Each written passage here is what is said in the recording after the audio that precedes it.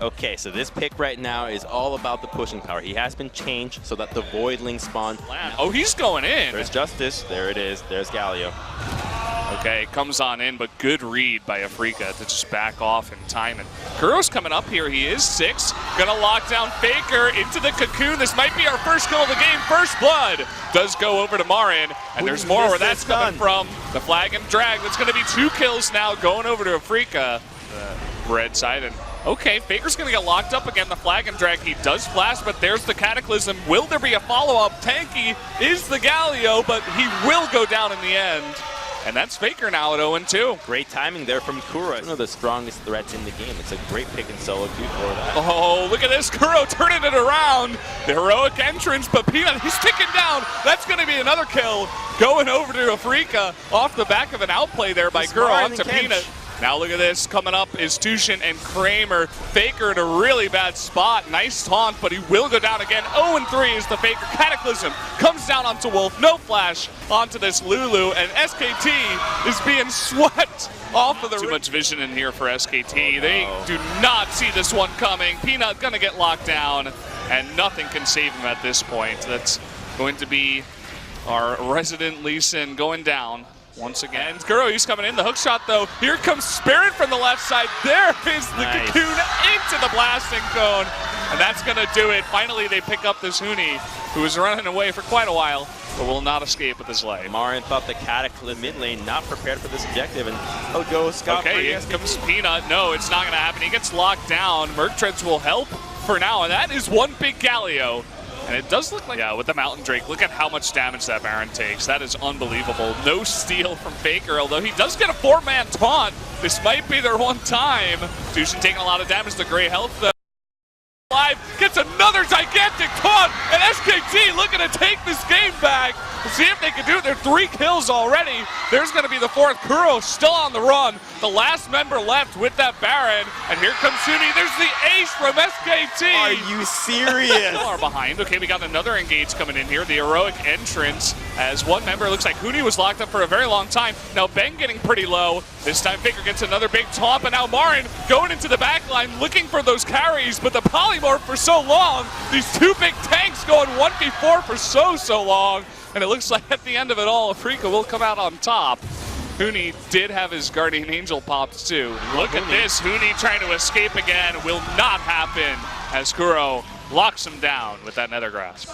Not sure what he's doing on that TP. Okay, the TP coming on in, and Marin looking for the big 3-man knockup. Bang will be safe in the back line, but look at that, Faker with no support, nobody able to get close enough. He will go down.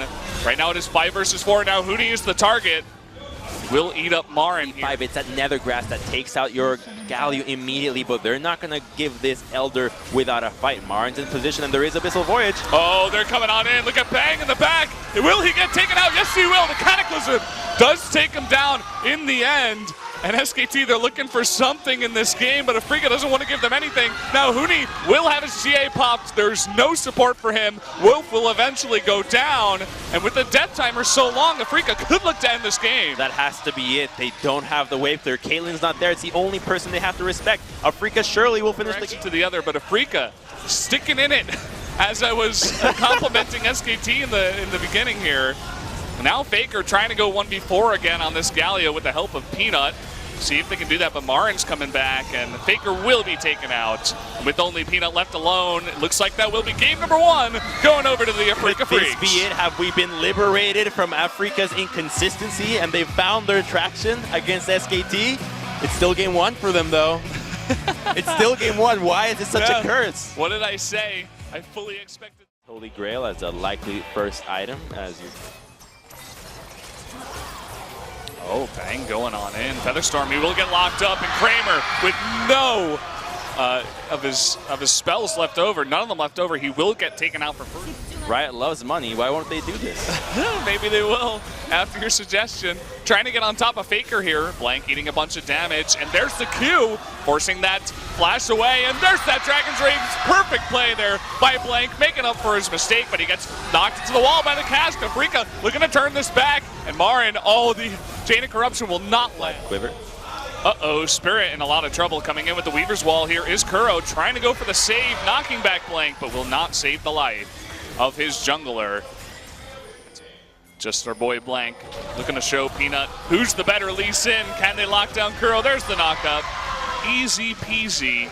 Another wasted TP though from SKT as Faker will in the jungle. Both of them forced to get out of there, but here comes the Weaver's Wall and Marin up in the top lane able to teleport in. It looks like this should be a kill onto Faker who misses his flash and cannot pick up the... What are you doing down here, Blank? That's not the Baron, that's the Scuttle Crab in the lower river, and the ward does come down, a TP in from one of the members. It looks like Huntara. They're looking to, huge burst damage out of Faker on a lot of these members. Faker in the back line trying to get that kill, but he will be taken out. That's 2 kills going over to SKT. Now Kuro in the back line looking to get onto Wolf here, who's all alone. Blank getting to the party a little bit too late. Looks like maybe Wolf gets taken out. Yes, he will. A little bit late. You can see just how low this tier 2 is getting. And the next push should do it. One more wave and whoa, okay, Banks going on it. He catches Kuro. Guy is showing up finally. Holy crap, he just flew like a jet. Into the back line though is Tushin trying to knock him up. Spirit in a bit of trouble, will repel down. Blank. There it is, Faker. He's farming so well. You can see that damage that he offers. Now it's Marin versus the world. Trying to get onto this blasting plant. He will jump over. Can his team actually help him out? Doesn't look like it. Blank comes through again with another Dragon's Rage and kicks him over the wall. And now they have the inside track. Can Afreeca challenge the Baron here 4v5 without Marin, without a significant portion of their engage? Nay. Crumbs channeling his inner horse. The big zoom out here. Can Spirit come in and steal it is really the question. They're going to turn on Marin though. That Featherstorm will be enough. Rather not the Featherstorm, but he does get locked down. No steal from Spirit. That will be locked up for Bang. Not going to miss the smite on this one. And now Blank trying to get onto Marin. Very, very low down there in the bottom lane. Can he actually survive? The Flag and Drag will be enough. And so SKT picks up Elder Drake and the kill. And the disjointment from Afreeca leaves Marin by himself. SKT Marin coming from the mid lane was able to TP in, looking for a counter engage here. Bang is way up in the front. Fighting against Elder. Yeah, and here comes that wall. Doesn't really do all too much. Big cast. Bang is able to dodge that though with the Featherstorm. Will lock up the Marin, who's able to jump away. But this time Huntara will be taken out by Kuro. And still on the chase here is Afreeca, but oh man, Spirit just disappears. That chunking damage from the Karma. In comes Blank, and he's gonna find Kuro! Once again, he'll trade his life. But that is a lot of wave clear taken away from Afreeca.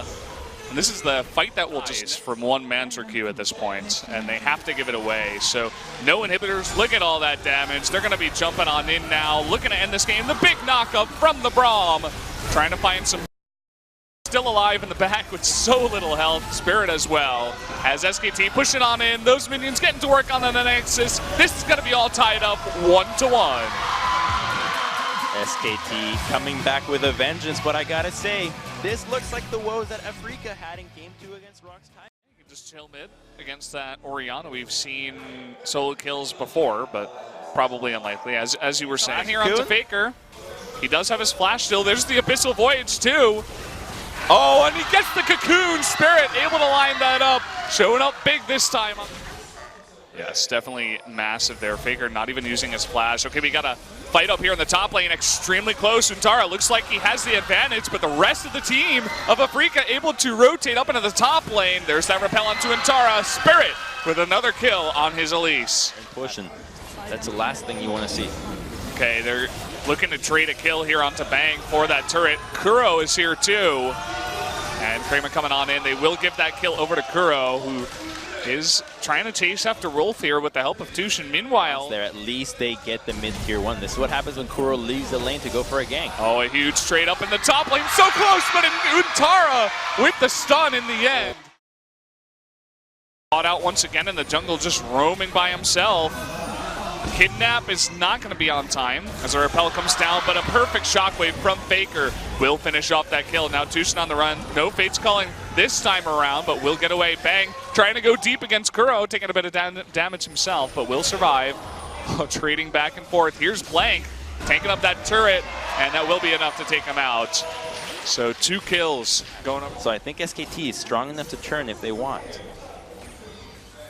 Yeah, the members of SKT are pretty low, but at the same time, Afreeca decides to go on to the Camille. They just have no vision.